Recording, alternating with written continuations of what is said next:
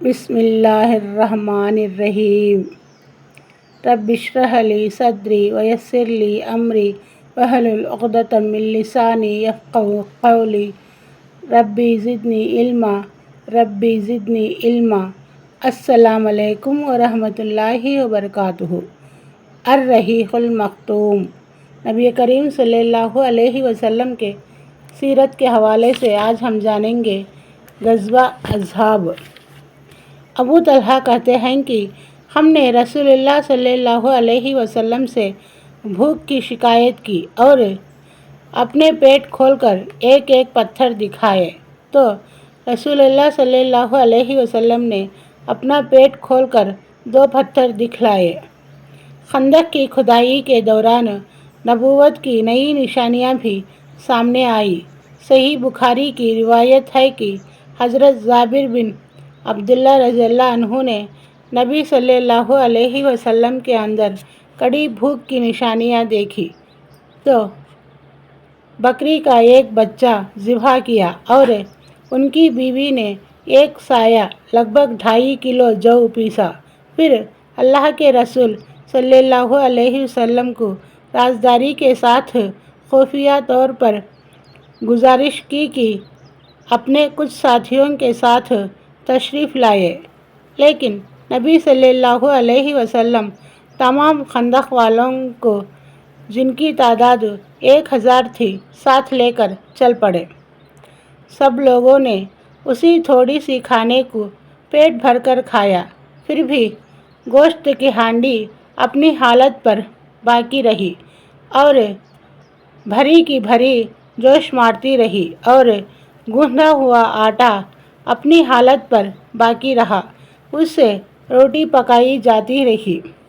حضرت نعمان بن بشیر کی بہن خندق کے پاس 2 پسر کھجور لے کر آئی کہ ان کے بھائی اور ماموں کھا لیں گے، لیکن رسول اللہ صلی اللہ علیہ وسلم کے پاس سے گزری تو آپ نے ان سے وہ کھجور مانگ لی اور ایک کپڑے کے اوپر بکھیر دی، پھر خندق والوں کو دعوت دی۔ خندق والے اسے کھاتے گئے اور وہ بڑھتی ہوئی گئی، یہاں تک کہ سارے خندق والے کھا کھا کر چلے گئے اور کھجور تھی کہ کپڑے کے کناروں سے باہر گر رہی تھی۔ انہی دنوں میں ان دونوں گھٹناؤں سے کہیں بڑھ کر ایک اور گھٹنا گھٹا، جیسے امام بخاری نے حضرت جابر رضی اللہ عنہ سے روایت کی کہ حضرت جابر کا بیان ہے کہ ہم لوگ خندق کھود رہے تھے کہ ایک بڑا پتھر ملا، ٹکڑا آڑے آ گیا۔ لوگ نبی صلی اللہ علیہ وسلم کی خدمت میں حاضر ہوئے اور عرض کیا کہ یہ چٹان نما ٹکڑا خندق میں رکاوٹ بن گیا ہے۔ آپ نے فرمایا، میں اتر رہا ہوں۔ اس کے بعد آپ اٹھے۔ آپ نے پیٹ پر پتھر باندھا ہوا تھا۔ ہم نے 3 دن سے کچھ چکھا نہ تھا۔ پھر بھی نبی صلی اللہ علیہ وسلم نے کدال لے کر مارا تو وہ چٹان نما ٹکڑا بھربھرے ڈھیر میں بدل گیا۔ حضرت برا رضی اللہ عنہ کا بیان ہے کہ خندق کی کھدائی کے موقع پر کچھ حصوں میں ایک بڑی چٹان آ پڑی، جس سے کدال اچٹ جاتی تھی، کچھ ٹوٹتا ہی نہ تھا۔ ہم نے رسول اللہ صلی اللہ علیہ وسلم سے اس کی شکایت کی۔ آپ تشریف لائے، کدال لی اور بسم اللہ کہہ کر ایک چوٹ ماری تو ایک ٹکڑا ٹوٹ گیا اور فرمایا، اللہ اکبر، مجھے شام دیش کی کنجیاں دی گئی ہیں۔ اللہ کی قسم، میں اس وقت وہاں کے لال محلوں کو دیکھ رہا ہوں۔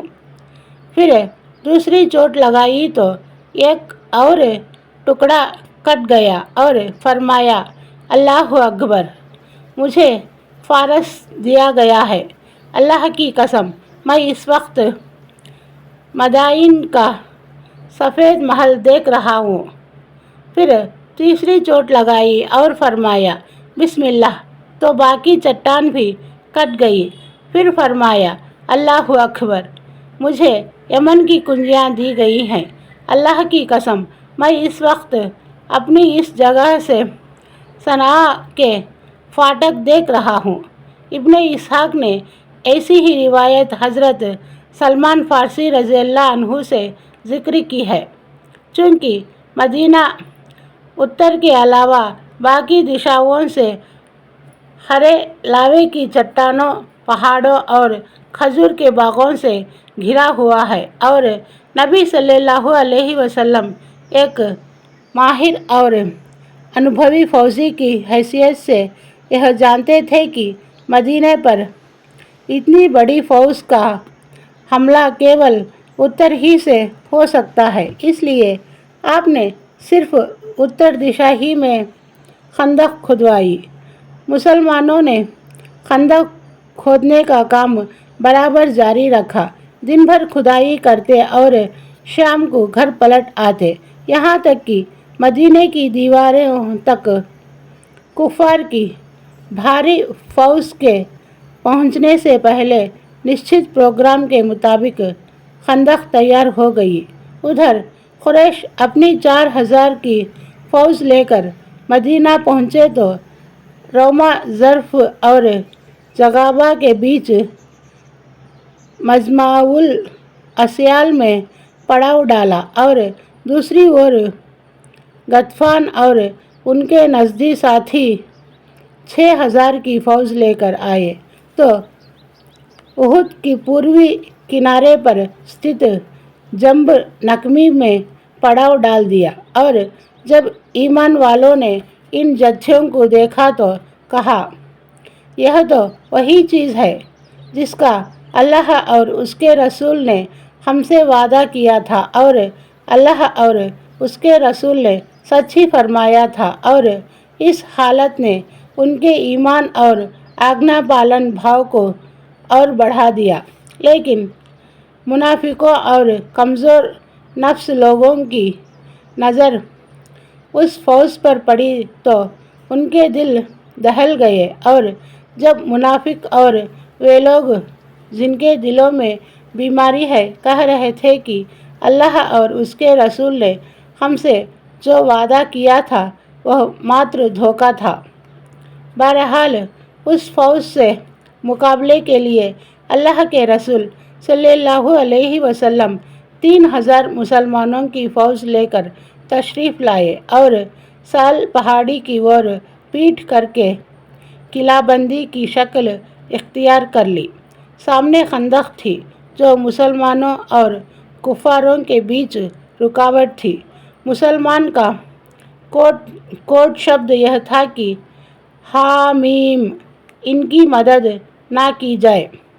مدینہ کا پربندھ حضرت ابن مکتوم کے حوالے کیا گیا تھا، اور عورتوں اور بچوں کو مدینہ کے قلعوں اور گڑھیوں میں سرکشت کر دیا گیا تھا۔ جب مشرک حملے کی نیت سے مدینہ کی اور بڑھے تو کیا دیکھتے ہیں کہ ایک چوڑی سی خندق ان کے اور مدینہ کے بیچ روک بن گئی ہے۔